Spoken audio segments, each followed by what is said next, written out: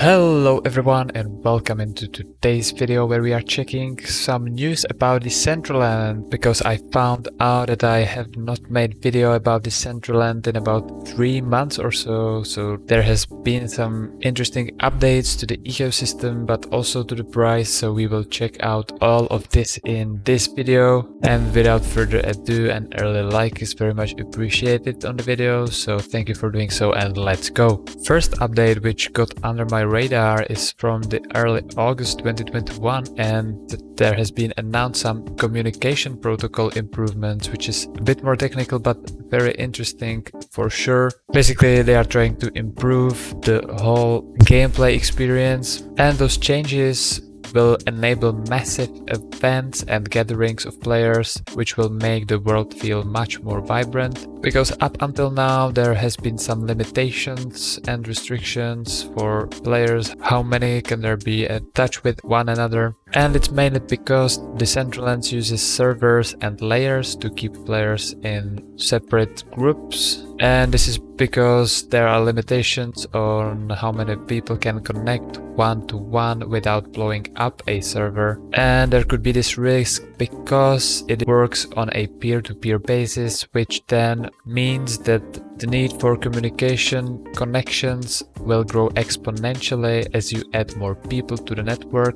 And peer-to-peer basically means the decentralized network. So for example, here you can see if you have just 4 people, there are 6 connections in between them. However, if you add one more, that adds another 4 connections. So that's how with each new player the number of connections increases exponentially, and soon the server could not handle it. So there are layers as well, which has been limited to 100 players per layer, which basically meant that you could only run into or chat with a fraction of the players currently in the world. Also, a large crowded event might not feel partially full because you were only contacted with a handful of players, and also there was a confusing UX which wasn't very transparent. However, there will be changes now thanks to the Archipelago, which is a new way of organizing communication between the peers, and it introduces communication islands opposed to layers, which will dynamically adjust as players walk in and out of region. So now it should feel much more natural. And one of the key points which will be enabled, so as I mentioned, players now will be able to walk around the map and be able to run into everyone who is in the server, so it will feel like one single cohesive space. Also, it will reduce latency between users, increase the success rate in peer-to-peer connections, and take advantage of the current limits of peer-to-peer by automatically clustering users and building those connection islands. Also, there will be support for multiple overlap of those islands, enabling large crowds to occupy the same place.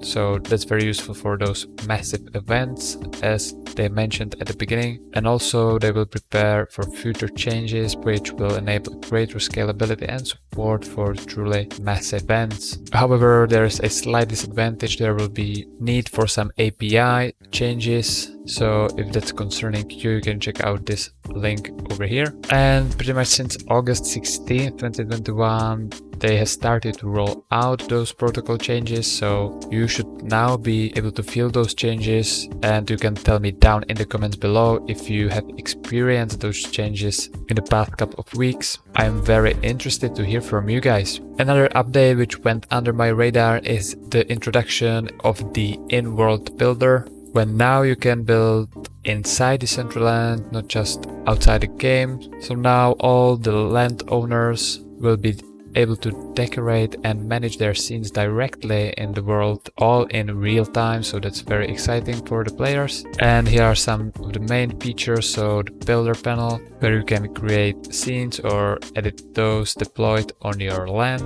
And by the way, if you don't know what the land is, it's basically your estate in the Decentraland universe, which you can buy using mana tokens. And I've covered all of those things previously in the overview video about the Decentraland, which is linked up here in the top right hand corner for you to check out if you haven't already. Also, there will be a builder editor which enables to assemble new scenes directly currently in the world. And finally, there is also a catalog which sits on the right side of the screen and lists all the entities that can be implemented in a scene, so you can choose some already prepared features and add them to your scene. And finally, which is the most recent one from the end of September, they have introduced the play to earn incubator, which sounds very interesting. It was demonstrated by the success of Axie Infinity, GOT Unchained and Z-Run, and they say that it is the hottest new trend in digital gaming, which offers rewards for players and in some cases also a source of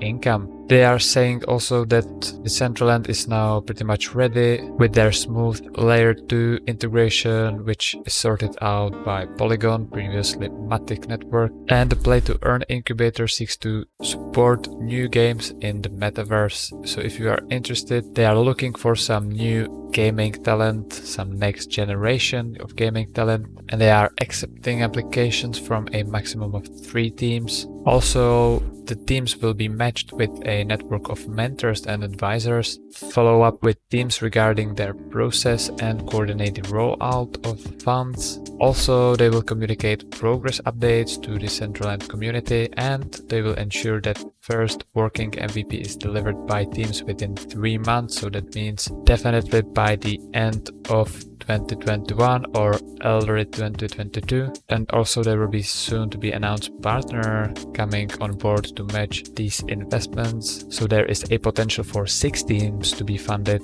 So that should be a really nice boost for 2022. And you can get involved down here on those links. So this article is linked in the video description, so definitely if you are interested you can check it out and send a proposal. From an investment standpoint, this is very interesting as well, because Decentraland is trying to keep up in the very fast-paced gaming industry, and it's trying the new and exciting features. So from the fundamentals, that's good for sure. However, switching to the financials for a bit, we check out the price charts. And here the situation doesn't look that optimistic at the moment, at least for the near short-term vision. We can see that pretty much throughout the whole summer, the price has been moving sideways. And also now we are just under this quite significant resistance line over here. We can see how significant this line is by these multiple tags. We can see at the beginning it acted as a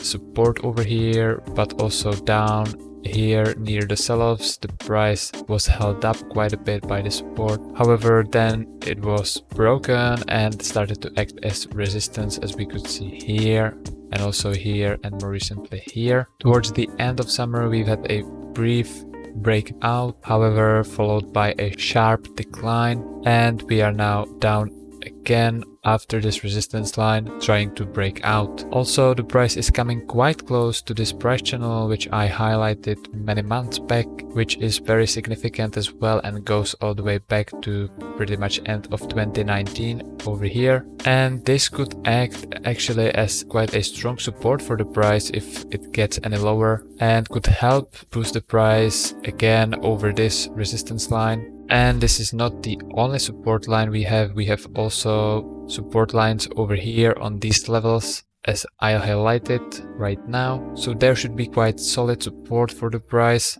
And to get a better idea about what's coming next, we check out the Decentraland to Bitcoin ratio, which again is not looking that optimistic at the moment. We can see that we are sitting over here, which is just above this support, so nothing major going on at the moment. However, we are very close to the bottom, I think, if we remain above this support. This support has been surpassed only once in the June 2021 over here, and actually these levels correspond to the previous all-time highs from December 2017 through 2019 pretty much, so this area over here. So these are some very respectable levels and could hold this ratio above the support.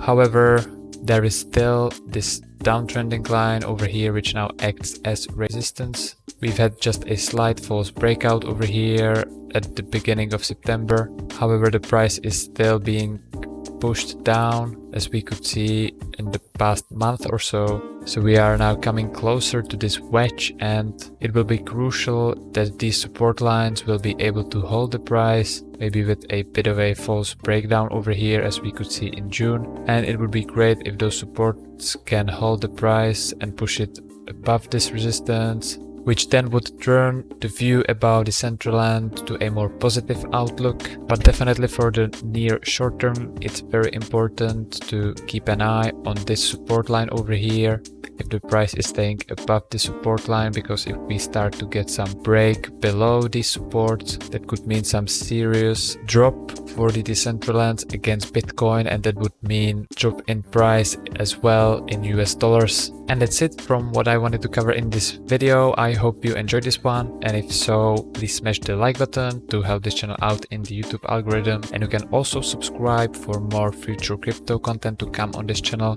Let me know down in the comment section below what would you like me to cover next. And with this, I thank you for watching, and I will see you in the next one. Cheers!